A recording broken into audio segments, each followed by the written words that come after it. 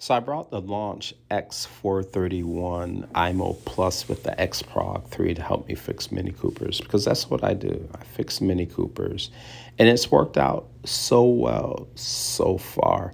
I've been able to make key fobs for the Mini Coopers with the CAS3 modules. A lot of times I'm able to make the key fob directly through the ODBC port. When I can't do that, I have to pull the CAS3 module and connect directly to it to make the key fob, which is no big deal. I've also been able to clone ECUs and also pull a ISIN from the ECU. And that's helpful if I had a customer whose CAS3 module went bad and I was able to regenerate the CAS3 module with that ISIN code. So that was pretty cool. I've also been able to make the key fobs for the FIM modules. In that case, you have to connect directly to the EEPROM to pull the key data, along with doing some other pre-processing stuff. But lately, the xProg3 is no longer reading the EEPROM, and this is where my problems initially started. I went back to Amazon. I found a support link. I contacted Launch USA, had some conversations with them. They determined that they don't support the product, that it's a Chinese distributor. So I contacted China for support. They told me that they're the manufacturer, that I'm going to have to find the distributor for the product. So I go back to the Amazon site. I look for the support link. They do have a option where you can chat, but no one's never available in that chat. I call the support number. I get voicemail, and that voicemail cuts off in like 30 seconds. So I came and leave a detailed message as far as what's going on. So now I'm kind of stuck in a catch-22 loop. Amazon tells me that the support is Launch USA. I contact them. They tell me no, it's a Chinese distributor. I contact the Chinese distributor. They tell me no, they're the manufacturer. I'm gonna have to locate the distributor. So at this point, I can't get any support for this product. So okay, I got two scanners, OTO fix, and we have the Launch right here. So we got a chip already in there.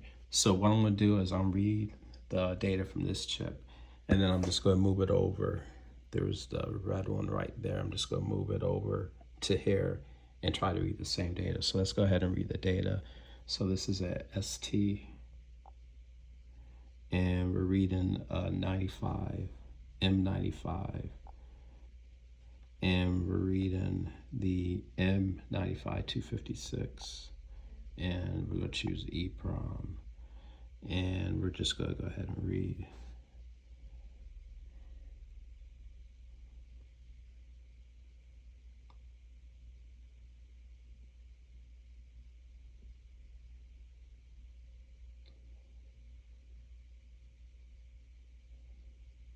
So we can read the chip. Now I'm going to go ahead and move this connection over to here.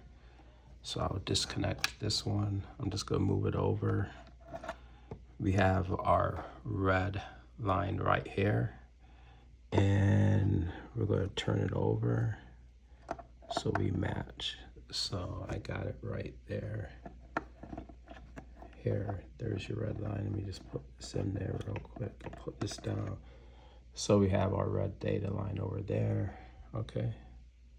Now the red line on this one was facing this side right here. So pin number 1 was here. So I had the red line right here, the red wire right there for pin number 1. And on this side, it's going to be over here. So the red wire is over here. So now I'll just go over here to the Launch. So I choose ST, it's an M95, and we're reading the M95 256 right there. And then we're just going to go ahead and try to read the EEPROM.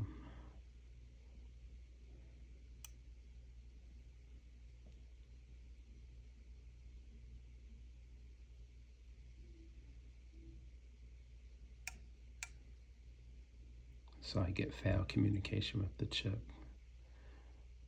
Okay, so just to verify that there was nothing wrong, I'm gonna remove this connection here. I'm gonna bring it back over here. So there's the pin number 1. So I'm gonna turn this around and make sure that the red wire is on pin number 1. And let's go ahead and read it. So I'm gonna go back here, cancel out of here, and M95 256. I'm just gonna go ahead and read there.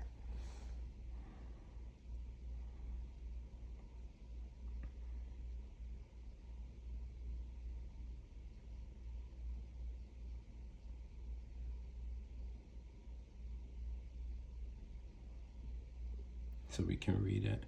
And just one more time, I'll cancel out of there. And I'll take this out here. And I'll put pin number 1 is over there. So I got pin number 1 right there.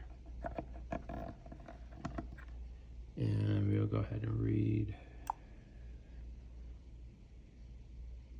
So before it was reading fine, but now it just doesn't want to read anymore.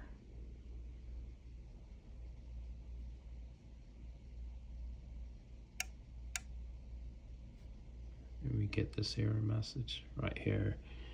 And here's a chip that I'm reading right there. And this is the chip type that I'm trying to read.